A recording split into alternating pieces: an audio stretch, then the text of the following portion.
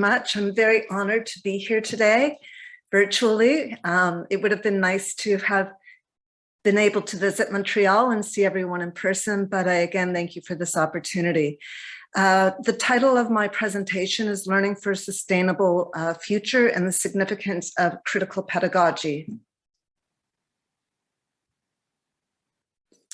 So as systems of education are reshaping themselves and remodeling themselves increasingly to reflect the corporate structure, they have adopted a business model. It's one that places value on evidence-based research by numbers. However, as policy by numbers places increasing emphasis on accountability, performativity, and metrics based on these outcomes, it does so through a, quote, way of making it more difficult for us as educators to act and think as usual, and of rethinking our relationship to ourselves and to others and our possibilities of existence. Thus, it's important for us to acknowledge that we are living and working through neoliberal times, and neoliberalism is changing how we view our work and how we are viewing ourselves. So when looking at neoliberalism, I draw mainly from the work of Wendy Brown. Wendy Brown, when presenting on her work on neoliberalism, argues the following: how neoliberalism has become a peculiar form of reason that submits all aspects of human and non-human existence to economic values, forms, and metrics, that it is quietly undoing elements of democracy, and that these elements include democratic elements of justice, democratic political cultures, habits of citizens, democratic laws, and our own democratic imaginaries. So when we're looking at neoliberalism, it's important then to look at this global culture of comparison that is taking place in education. The traveling of policies globally has created recent interest in educational research as it seeks to deepen our understanding of the significance of a critical and qualitative approach that moves us beyond the global national discourse that has become the focus of many investigations in education policy in the past and at current. As the importance of cultural, political, economic, and historical context raises our awareness of how neoliberal globalization is transforming policy in education and higher education, it's also pointing to that which Brown describes as the defunding of democracy. Thus, Brown posits, quote, indeed, one crucial effect of neoliberal rationality is to reduce the desire for democracy. This becomes important then when we consider what Beck referred to as a world in turmoil. My theoretical framework, I draw mainly from theories of sociology of education, policy enactment, and neoliberal globalization, as advanced by a number of different critical scholars situated in the field of educational studies, while looking towards the significance of an anti-racist pedagogy and critical race theory in current and future research for me. So this is when we get to the part of pedagogy. What's very significant within the teaching profession is to develop your skills of being reflective, reflexive, and develop our critical thinking. So reflective is simply a form of record keeping. It's our memories of events and or actions within a particular setting or location. And this can lead to personal growth when journaling.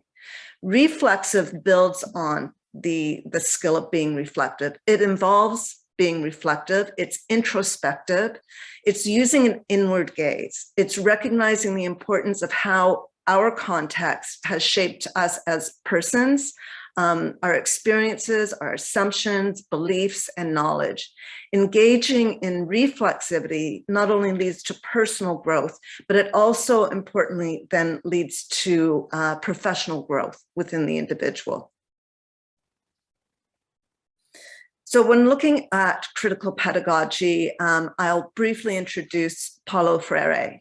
Paulo Freire and his book, Pedagogy of the Oppressed, is really what drew me into wanting to become an educator and work within the field of education. He is an acclaimed and influential philosopher, educator, and social activist from the 20th century. His first book, Pedagogy of the Oppressed, creates the frame for today's discussion on the significance then of reflexivity, critical thinking, critical pedagogy, and logic and reason.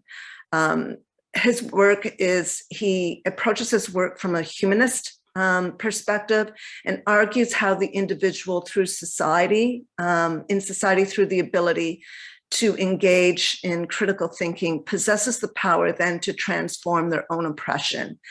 So he builds from the work of Marx, but unlike Marx, he really sees individual agency.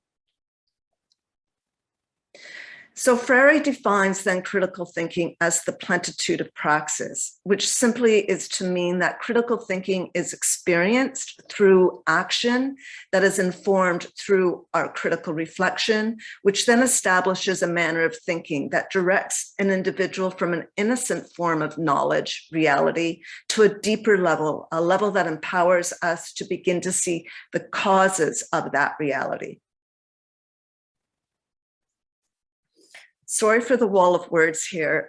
Key to understanding the significance of critical pedagogy, I looked to the work of Peter McLaren, who argued that critical pedagogy or thinking challenges the traditional role of the teacher-student, which often creates an anaestheticized society where the dynamics of power, economics, and history are represented often in a Western world, Eurocentric and androcentric manner, a manner which maintains the ideologies of a status quo and that should no longer be endorsed.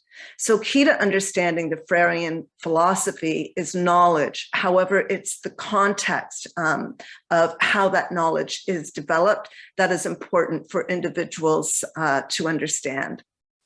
Freire offers then what some consider his foremost contribution to deconstructing the complex relationship between that of student and teacher and knowledge through the creation of his concepts of banking education and consciousization, which is self-awareness. It's understanding where you're situated, your positionality.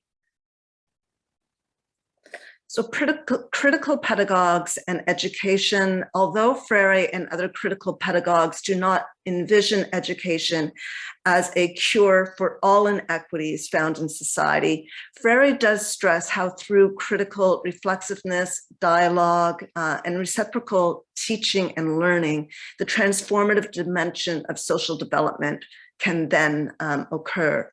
So what we want is to really listen, share, and situate ourselves and remain open to transformation.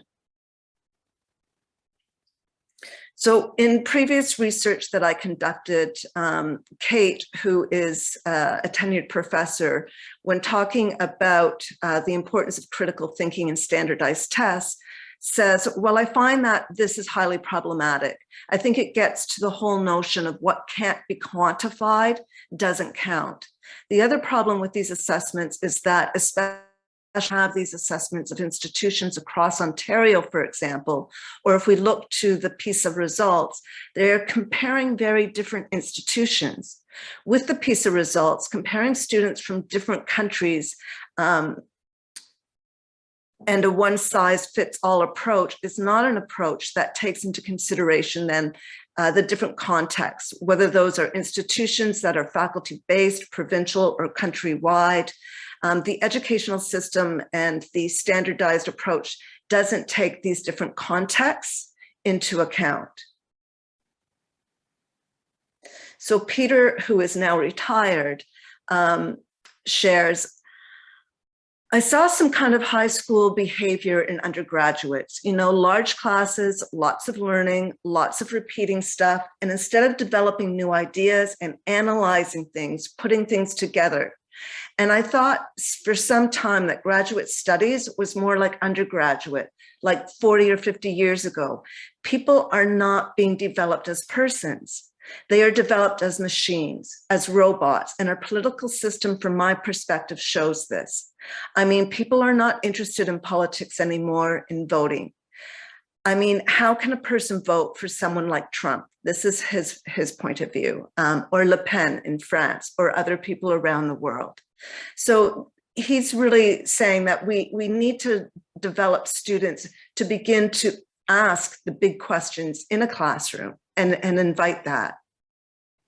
So in conclusion, Paulo Freire, knowing very well the significance of different forms of knowing and different ways of learning, shares, if students are not able to transform their lived experiences into knowledge and to use the already, sorry, it's kind of cut off there.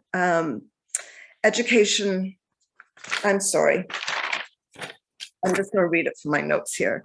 If students are not able to transform their lived experiences into knowledge and to use the already acquired knowledge as a process to unveil new knowledge, they will never be able to participate rigorously in a dialogue as a process of learning and knowing.